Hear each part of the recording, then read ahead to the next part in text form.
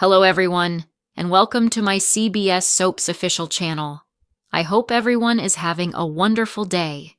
Before we begin, please hit the subscribe button and give this video a thumbs up. Friday, October 24th, 2025. Today on The Bold and the Beautiful, Bill, Katie, and Will pushed Liam toward Hope, and Brooke and Deacon pushed Hope toward Liam. The episode kicked off with Bill, Katie, Will, and Liam conferring in the Spencer patriarch's office. Bill suggested that Luna had beat herself up or provoked her cellmate to do it. Whoever was leaving her black and blue should be invited to continue, he added.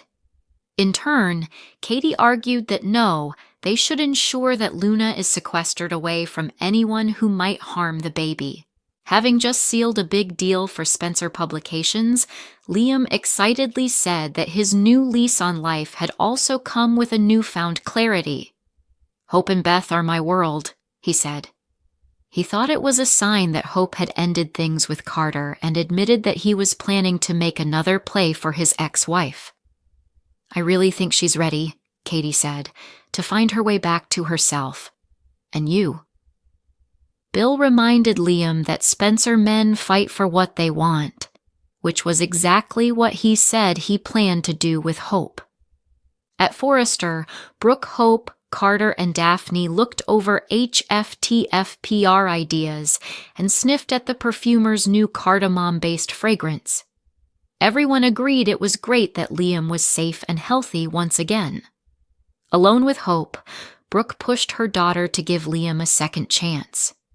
Just then, Deacon came in and urged Hope in the same direction. "It just seems like something's been missing from your life," Brooke said, "or someone, Liam."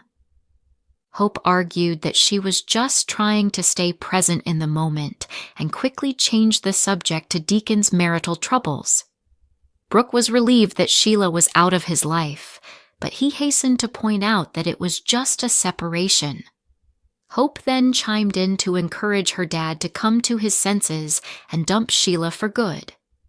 Later, Hope drew a connection between Sheila's bond with Luna to the risk the killer posed to their loved ones. She'd almost killed Liam, after all. "Please just end it with Sheila," Hope begged. "Deke feels the same way." On his way out, Deacon insisted that love was hard sometimes. Oh, and don't let Liam get away again. He reiterated that too. In the CEO office, Carter assured Daphne that it wasn't difficult to be around Hope after their breakup. He was fine with his fate and figured he'd never really stood a chance against Liam and the family they shared. He should have listened to Daphne in the first place, he admitted. Rather than take the Frenchwoman out to lunch, Carter had a meal catered for them at the office.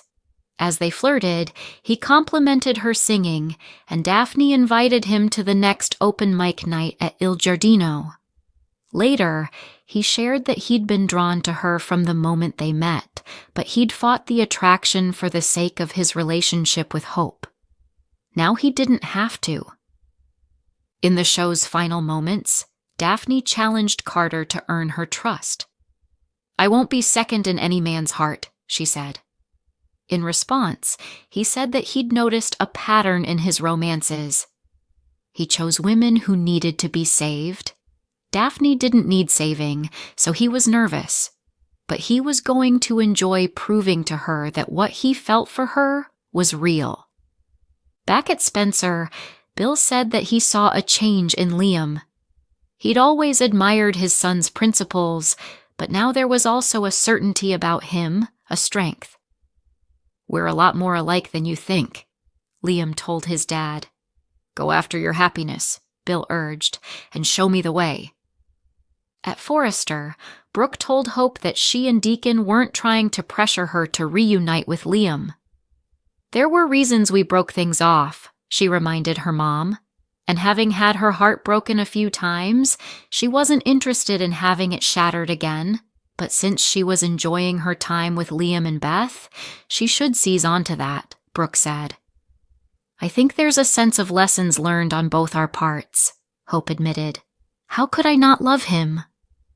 From there, we cut back and forth from Bill encouraging Liam to Brooke, encouraging Hope. Next on The Bold and the Beautiful, Liam proposes to Hope. Friday, October 24th, 2025. Extended episode, 10,000 plus characters. The Bold and the Beautiful, Heartbeats, History, and Second Chances. The late afternoon sunlight slanted through the high windows of Spencer Publications, casting a soft golden warmth across Bill's office. The view of Los Angeles glittered in the background, a city full of noise, ambition, scandal, and love. Inside the office, the tension felt just as electric as the skyline beyond. Bill leaned back in his leather chair, fingertips pressed together, studying Liam with a rare look of pride mixed with concern. Katie stood near the corner of the desk, her arms folded, not confrontational, just thoughtful. Will, now older, a bit more confident, sat on the sofa, glancing between the adults like he was taking mental notes for future use. He had always absorbed more than anyone realized. Liam stood at the center of the room, where once his posture had been that of a man uncertain, weighed down by guilt, pain, indecision. Now there was something steadier in the set of his shoulders. He looked grounded, focused, like someone who had walked through fire and come out with clarity as the only thing worth holding on to. "Look," Liam began, running a hand through his hair, an old nervous habit, but now accompanied by a determined exhale. Luna being attacked, or attacking herself, whatever actually happened. It put everything into perspective for me. Life isn't guaranteed. Time isn't guaranteed. Bill narrowed his eyes just a little, fatherly sizing up. And when I thought I might lose everything I care about, or when I thought Hope could lose me. Liam's voice softened. It made me realize that no one else has ever held my heart the way she does. Hope is home. She always has been. Katie's expression warmed. Sympathy, relief, understanding, 1,000 shades of gentle hope. Will offered a slight smirk, the kind teenage boys wear when they think they understand love but haven't fully gotten there yet. "So what?" Bill asked.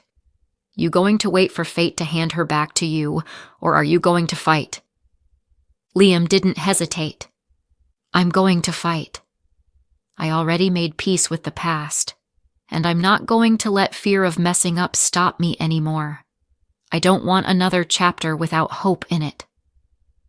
A slight silence fell, the kind that isn't empty, but full. Katie nodded. Hope has been trying to find herself after everything with Thomas, with her identity tied so tightly to her work and her relationships. She needs someone steady, Liam. Someone who reminds her of who she is, not who others want her to be. Will chimed in lightly. "And you guys are like, meant to be." "It's kinda obvious." Bill couldn't help the smirk that tugged at his mouth. "Out of the mouths of Spencers," he joked. Then he leaned forward, voice lowering.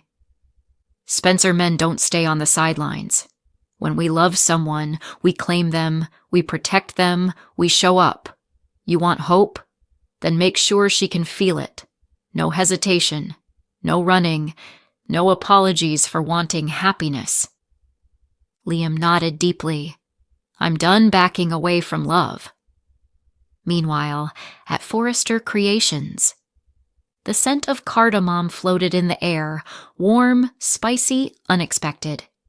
The perfumer's sample strip sat between Hope, Brooke, Carter, and Daphne, all of whom had been giving notes on HFTF's upcoming campaign. "It's bold," Daphne said in her lilting accent, "but maybe too bold. The fragrance should invite, not intimidate."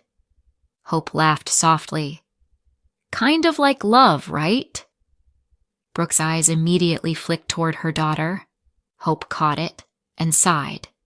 "Mom, please."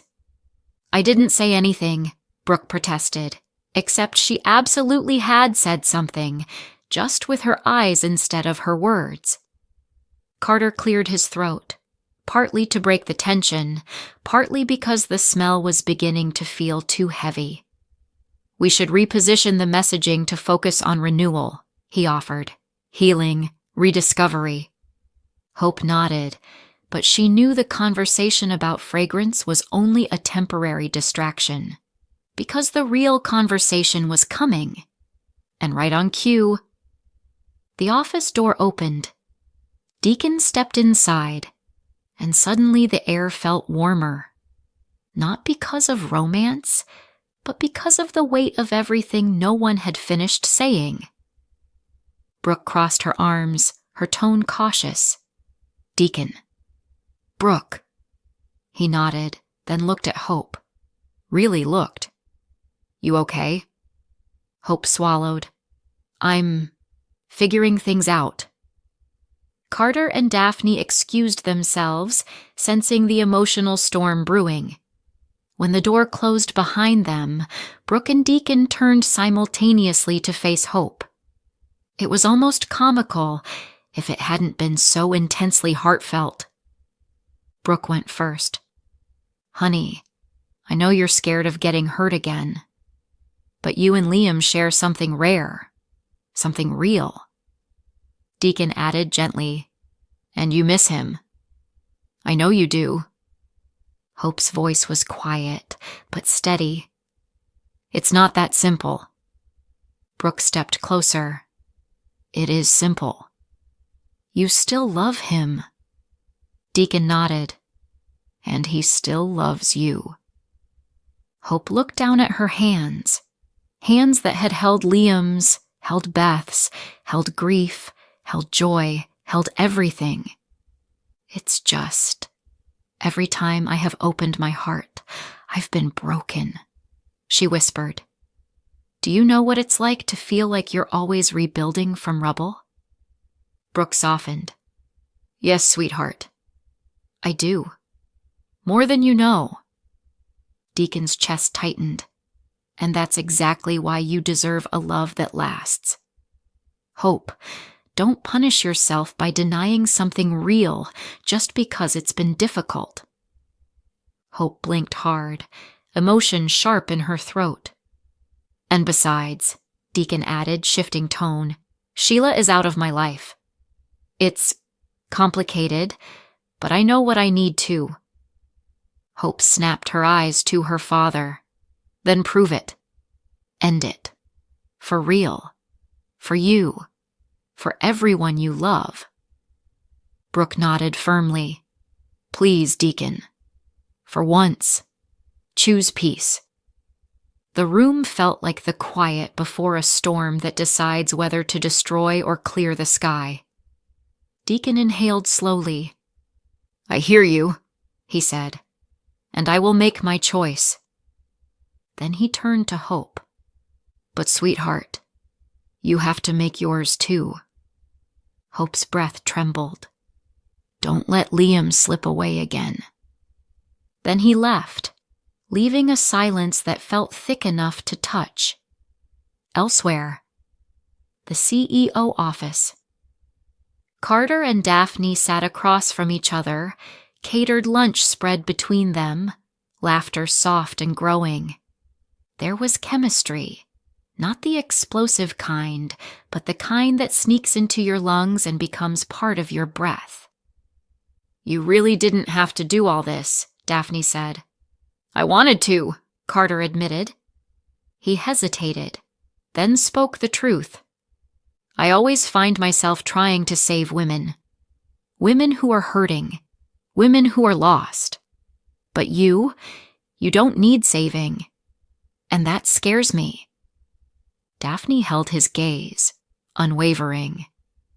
"Good," she said softly. "Then maybe this time it will be real." He took her hand, slow, warm, promising. And this time, there was no hesitation. back at Spencer Publications. Liam took a breath, looked at his father. "Thank you," he said, not just for advice, but for seeing him. Bill nodded, proud, solemn. "Then go," he said. "Go get your life back." And Liam did. Back at Forrester. Hope stood with Brooke, the city outside glowing with sunset.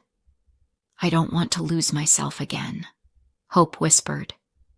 Brooke squeezed her hand. "Maybe this time, loving him is finding yourself." Hope closed her eyes. "I never stopped loving him," she confessed. "Not for a single day." Cut to Liam walking toward Forrester, heart full, steps certain. Hope turning toward the door, feeling something shift inside her. Two souls, two histories, two hearts still beating for each other. Thanks for watching if you like this video, so please don't forget to subscribe to my channel and don't miss any updates.